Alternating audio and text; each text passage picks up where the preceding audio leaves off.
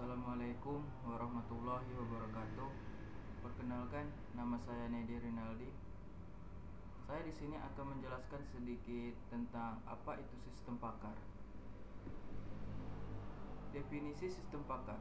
Sistem pakar adalah sebuah program komputer yang dirancang untuk memodelkan kemampuan penyelesaian masalah seperti layaknya seorang pakar atau human expert. Apa itu pakar? Seorang pakar atau ahli adalah seorang individu yang memiliki kemampuan pemahaman yang superior dari suatu masalah. Misalnya seorang dokter, penasehat keuangan, pakar mesin mobil, dan lain-lain. Kemampuan kepakaran dapat mengenali dan merumuskan masalah, menyelesaikan masalah dengan cepat dan tepat, menjelaskan solusi, belajar dari pengalaman, restrukturisasi pengetahuan, menentukan relevansi atau hubungan, dan memahami batas kemampuan. Kepakaran, pemahaman yang luas dari tugas atau pengetahuan spesifik yang diperoleh dari pelatihan membaca dan pengalaman. Jenis-jenis pengetahuan yang dimiliki dalam kepakaran. Teori-teori dari permasalahan, aturan dan prosedur yang mengacu pada area permasalahan, aturan yang harus dikerjakan pada situasi yang terjadi, strategi global untuk menyelesaikan berbagai jenis masalah, pengetahuan tentang pengetahuan fakta-fakta. Human expert versus expert system. Perbandingan seorang ahli dengan sistem pakar atau mesin.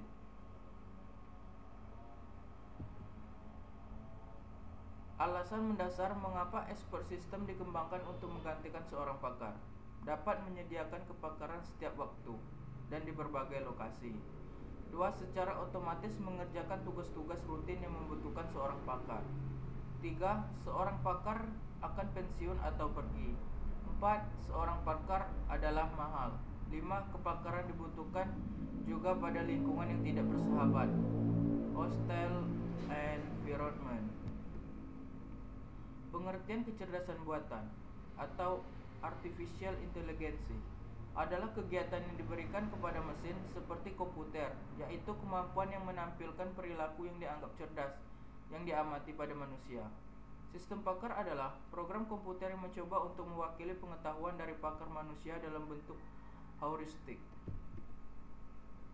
AI mencakup kerja dalam area berikut: jaringan saraf atau neural network, seperti kemampuan belajar, generalisasi, dan abstraksi.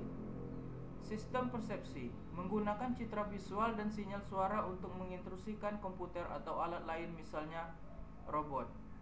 Belajar meliputi semua kegiatan yang memungkinkan komputer atau alat lain untuk memperoleh pengetahuan sebagai tambahan dari apa yang telah dimasukkan ke dalam memori oleh pembuatan atau programnya. Robotik terdiri dari alat dikendalikan komputer yang meniru aktivitas gerak manusia. Hardware AI mencakup alat fisik yang membantu aplikasi AI. Pemrosesan bahasa alamiah memungkinkan pemakai untuk berkomunikasi dengan komputer dalam berbagai bahasa dan memungkinkan komputer memeriksa ejaan atau tata bahasa. Lalu, model sistem pakar terdiri dari 4 bagian utama. 1. User interface memungkinkan pemakai untuk berinteraksi dengan sistem pakar. 2. Knowledge base menyimpan akumulasi pengetahuan dari masalah yang akan diselesaikan. 3. Inference engine menyediakan kemampuan penalaran yang menafsirkan isi knowledge base. 4. Development engine, pakar dan analisis sistem menggunakan ini untuk menciptakan sistem pakar. Apa itu user interface?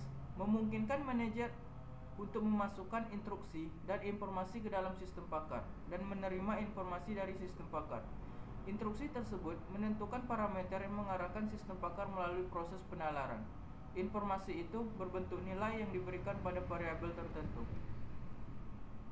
Sistem pakar dirancang untuk menyarankan pemecahan. Pemecahan ini dilengkapi dengan penjelasan. Ada 2 jenis penjelasan. 1. Penjelasan atas pertanyaan. Sistem pakar akan meminta manajer memasukkan sejumlah informasi. Manajer menanyakan mengapa informasi itu diperlukan dan sistem pakar menyediakan penjelasannya. 2. Penjelasan atas penyelesaian masalah. Setelah sistem pakar memberikan suatu pemecahan masalah, manajer dapat meminta penyelesaian mengenai bagaimana itu dicapai. Sistem pakar akan menampilkan tiap langkah-langkah penalaran yang menuju pada penyelesaian. Knowledge base memuat fakta-fakta yang menjelaskan area masalah dan menerangkan masalah yang menjelaskan bagaimana fakta-fakta tersebut cocok satu dengan yang lain dalam urutan yang logis. Problem domain yang digunakan untuk menjelaskan area masalah. Ini interface engine adalah bagian dari sistem pakar yang melakukan penalaran dengan menggunakan isi knowledge base berdasarkan urutan tertentu. Itu langsung sel sistem pakar membuat kecerdasan buatan terjangkau oleh perusahaan yang tidak memiliki SDA yang diperlukan untuk membangun sistem sendiri dengan menggunakan bahasa pemrograman. Ini merupakan cara terpopuler bagi perusahaan yang menerapkan sistem berbasis pengetahuan. Keuntungan dan kerugian sistem pakar. Keuntungan sistem pakar bagi manajer: mempertimbangkan lebih banyak alternatif, menerapkan logika yang lebih tinggi, menyediakan lebih banyak waktu untuk mengevaluasi hasil keputusan, membuat keputusan lebih konsisten. Keuntungan sistem pakar bagi perusahaan: kinerja perusahaan yang lebih baik, mempertahankan pengendalian atas pengetahuan perusahaan. Kerugian sistem pakar: dua karakteristik sistem pakar membatasi kemampuannya sebagai alat pemecah masalah bisnis. 1. Tidak dapat menangani pengetahuan yang tidak konsisten. Ini merupakan kerugian karena dalam bisnis hanya sedikit yang tetap sepanjang waktu karena berubah-ubah kinerja manusia. 2.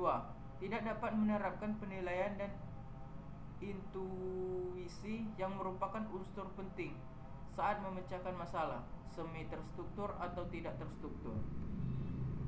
Beberapa contoh sistem pakar: mesin atau diagnosa penyakit. Dendral mengidentifikasi struktur molekular campuran yang tak dikenal. XCON dan Excel membantu konfigurasi sistem komputer besar. SOPI analisis sirkuit elektronik.